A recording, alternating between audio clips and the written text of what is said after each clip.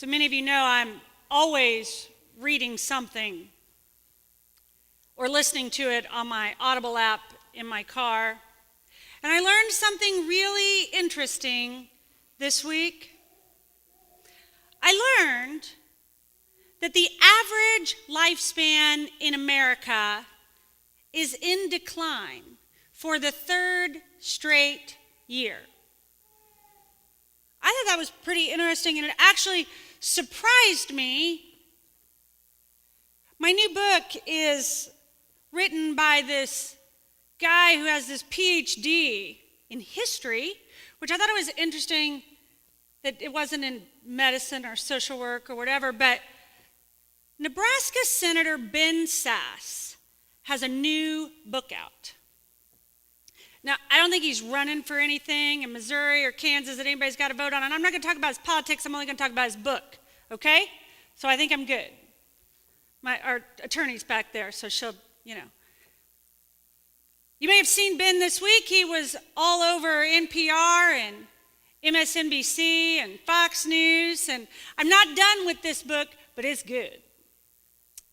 And so you're wondering, what does a Republican senator's writing about the shortened lifespan in America, where is she going with this morning? Well, in Ben Sasse's new book, it's called Them. And he explains that there is a growing consensus in America that the number one health crisis in America today is loneliness. Loneliness, not obesity, not cancer, not heart disease. He says, and he quotes people who study these kinds of things, that loneliness actually, I'm quoting, reduces average longevity more than twice as much as heavy drinking, 3 times as much as obesity, and is as physically dangerous as smoking 15 cigarettes a day.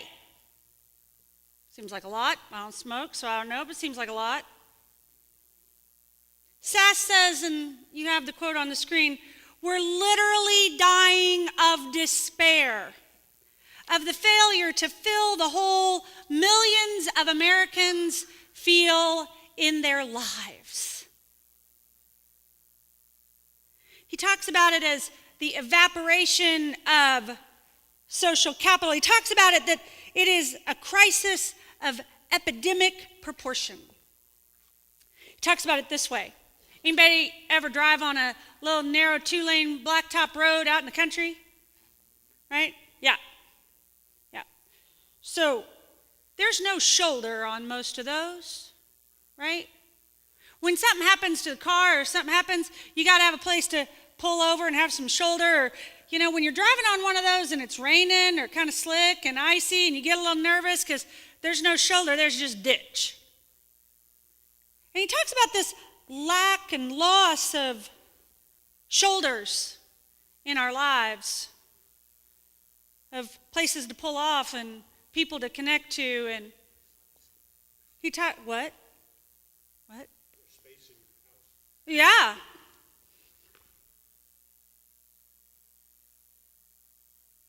He talks about the lack of connection we have, that we find in the decline of organizations like Rotary in America, the dwindling attendance at high school sporting events for the local neighborhood kids. Speaking of neighborhood kids, he talks about the bands of bicycle riding children terrorizing the neighborhood, but whom I identified with this one maybe, that your parent always knew before you got that bicycle home where you'd been and what you'd been up to. He talks about the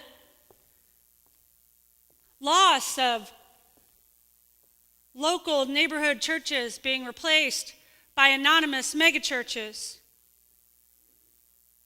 Now, to be clear, he recognizes and he talks about being a white, straight, conservative senator, former college president in the middle of America. He talks about that and he says, be clear, I'm not pining away for 50s. He wasn't born he's my age. I'm not even pining away, he says, for the good old days of the 1980s. He says, I'm simply taking a historian's view of the decline of what this preacher might call community. And he described it in a way I could really relate to. Being a small town kid, although to be fair, love his heart, he described small town as 25,000 people. There weren't 25,000 people in the whole county, in DeKalb County, right? So he lived in the city, for those of us who, but I'll give it to him. It's his experience. He grew up in small town, 25,000 people. He was a coach's kid who always had the keys to the gym, so he was a gym rat. All those things I could relate to.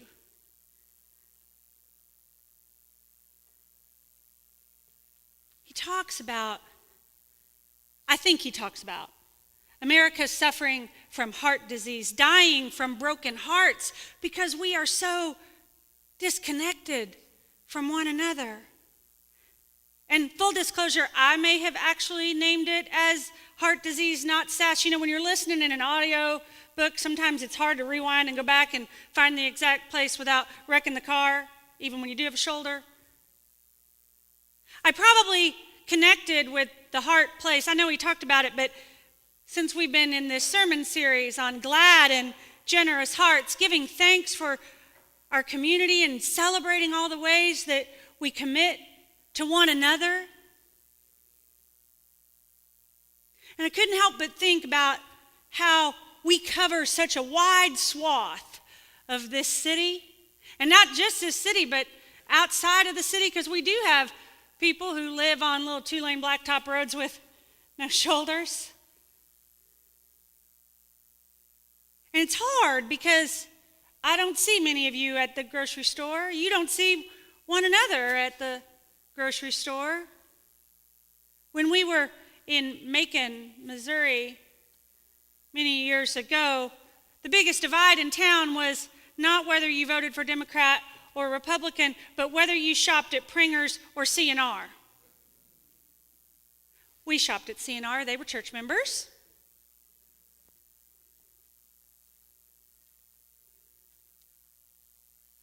But when you're in a congregation that covers 2 states, 8 counties, 23 municipalities, and 72 zip codes, did I get them all, Reverend Motter? You have to be more intentional. You have to work harder than most. And I think that's an advantage for us because we know we have to be more intentional and work harder at being in relationship and creating community. I've been thinking about this a lot because some of you may have read, I hope you've read Nikki Melton's article. You knew that's where I was going, didn't you? Nikki Melton's article in last week's news bulletin. If you didn't, they're in the back and we can get you one because you really should. This is Nikki and Judy.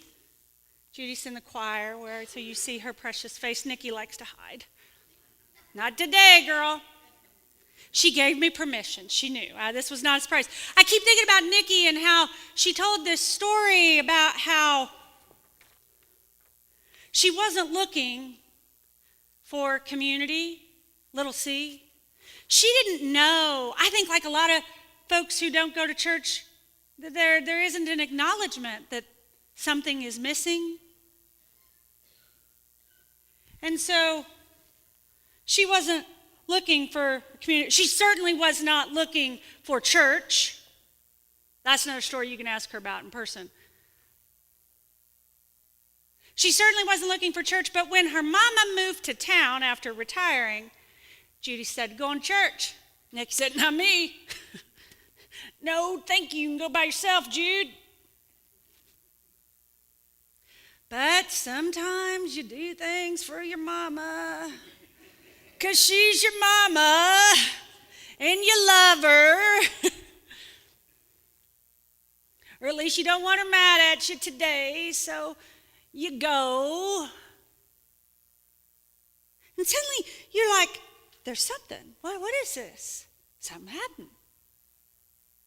What is that? You can't quite put your finger on it or put your name on it. And some of you have been going to church for so long that you don't even know that it's that you're missing. You don't even know what people are missing because it's just a part of you. But people who have been away from church look up and go, oh, what is this? I don't know what this is. And what am I supposed to do with it? Well, then you join a Sunday school class and this group of crazy women that calls themselves the Bettys. And the next thing you know, you're sending the senior minister an email that says, I'm at community because of Mom, but I stayed because I found my heart. Woo! In a world where the number one book of the week is about how people are dying of broken-hearted and loneliness, to hear somebody say, I found my heart home. That's church. She was reluctant and skeptical, and the Holy Spirit, she's a tricky one. She'll get you when you're not paying attention. We have this place here. I may write Ben Sass a letter this week. Say, Senator, it's not that far from Nebraska to come on down here because we got this place here. And it's this weird place because, we'll share a little bit, we'll give a little bit of our love to you because that's what the choir sang about. Because we have this weird choir that sings Supertramp in worship. If you weren't here, the choir, John Stafford found a choral version of Give a Little Bit. You know that song? What church choir sings that song? Weird ones. Growing ones. That's who. We have this, I keep hearing, everybody says, you want to make a difference? You want to change this culture of loneliness and division and all of this? Well, you got 16 days. Go vote. Go vote. Go vote. I hear that. Yes, I'm going to tell you to vote. But what I really want you to do is to think about this differently. I want you to tell somebody about church and about the connection that you find here. You must be finding something because some of you keep showing up. For some reason, you show up in this place on a Sunday morning when you could stay at home and watch it on the live stream. In your jammies, with your slipper, with better coffee than what we serve.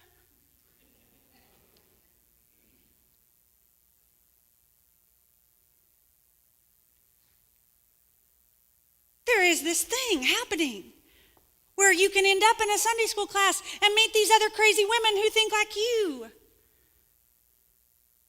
Or these guys who drink beer together. Heck, they'll even help you make beer wherever Aaron Blackburn went. There he is. Aaron will teach you to make beer if you want to. They were back there talking about it this morning. I interrupted a conversation about vanilla beans and I don't know. All I know is that they said stout and I said yes. I was as fast to raise my hand as Linda was. There they are drinking their beer. And then there was this elder last Sunday in elders meeting. She lives in sort of southern Johnson County, but she got invited to an event in eastern Jackson County for a church member. She goes, it's a long way out there for me. She didn't exactly say it like that, but it's a long way. But you know what? I went. A place where you can stand alongside a girl who'll be 2 this next week and put bread on a shelf and serve in your local community. There's good evidence, solid research from people much smarter than me who say when you sing with other people, when you join a choir and make music, it's better for your health. That's why Linda sang for so long. She'll live forever.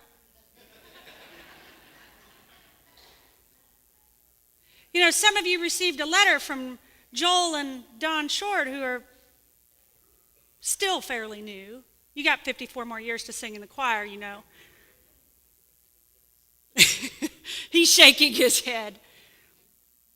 And they wrote about how in this first year of being here, of coming from where their hearts were a little broken and a little hurt, that this whole glad and generous heart thing could be the story of their first year here. And being a part of that choir has been huge for them. And singing at Pride as we continue to reach out into the LGBTQ plus community. And you can serve with your community in all of your little neighborhoods all over to make a difference right in where you live. Friends, we got something to share. We have a story to tell. And if you don't think you have a story, you can tell Nikki's. Can they tell yours? Yes, you can tell Nikki's. That's good. I'm glad you said that because I told 8:30 they could share it. Or you can, when you're asked, you went to church on Sunday? Why do you do that? Well, because we're helping refugees. And I don't mean the one on the southern border. Go read Cindy Kellerman's article in this week's news bulletin. When I came back from the border, and she said to me, you got refugees right here who have left places that aren't safe for them, churches that aren't safe for them. And this congregation, this community offered me a place, a blanket and a snack bag and all the things, so to speak, to have found a home. That's a story worth telling. That's a story not just worth telling Ben Sass when he gets frustrated because, everybody's mad at him these days. I figure he's doing something right if he's got Republicans and Democrats both angry at him. I want to say that to Senator Sass, but I want us to say that to everybody in this city. I don't want this city to be a city of broken hearts where people are dying of loneliness. We were talking about this week, and I had one of our church leaders say, it's just hard, Reverend Shanna, because, we grew up being told there are two things you don't talk about in polite company. I've told this before, right? What are they? Well, you added sex, Politics and religion.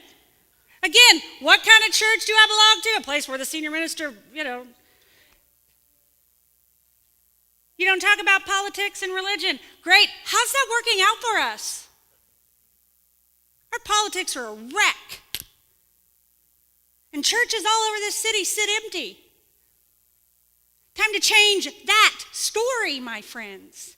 Because there are refugees all over with broken hearts who don't even know that they are refugees with broken hearts. Some know that they are refugees with broken hearts. Others don't even know.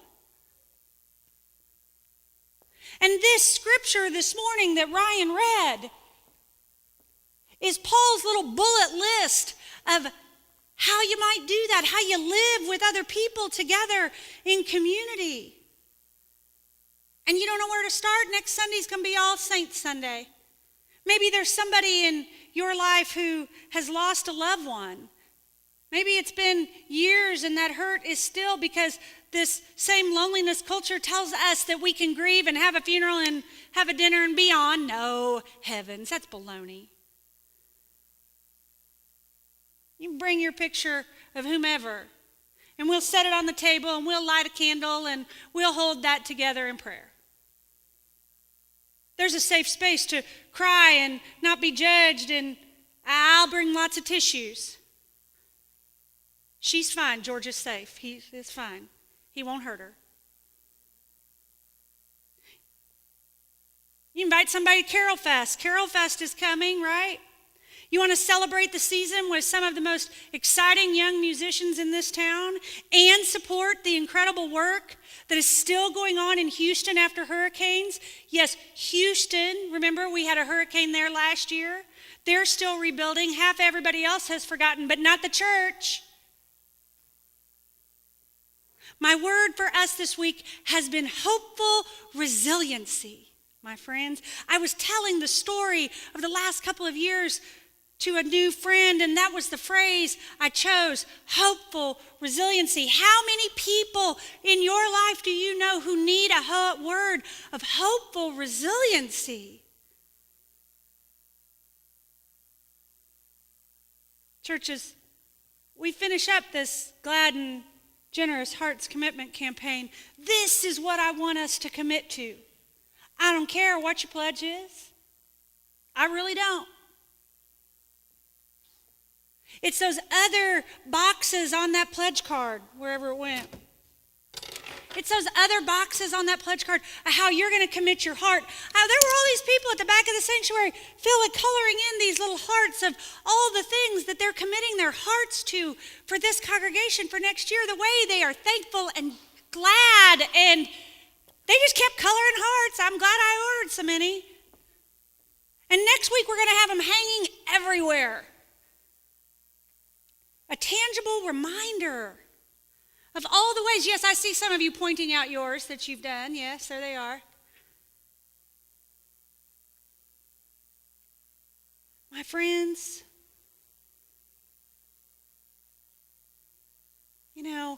this congregation, I don't know, has ever been one much of saving souls from fire, but maybe it's time for us to start saving souls from loneliness.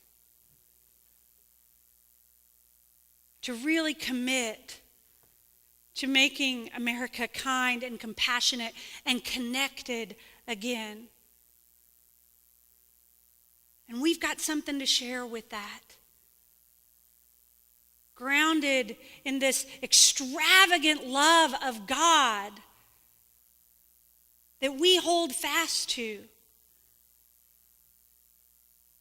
And I always say it seems un-Jesus-like to hold it for ourselves and not to share it with everybody else, but maybe Ben Sass is saying it's also un-American.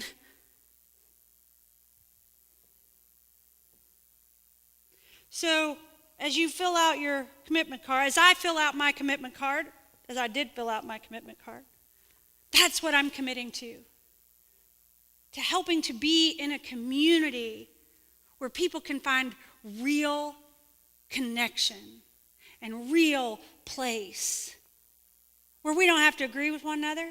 We just got to love one another. Loving one another is a whole lot harder than agreeing with one another, I can tell you that. Let's commit to that next year. I hope you'll join me. May it be so. May it be so for us. Amen.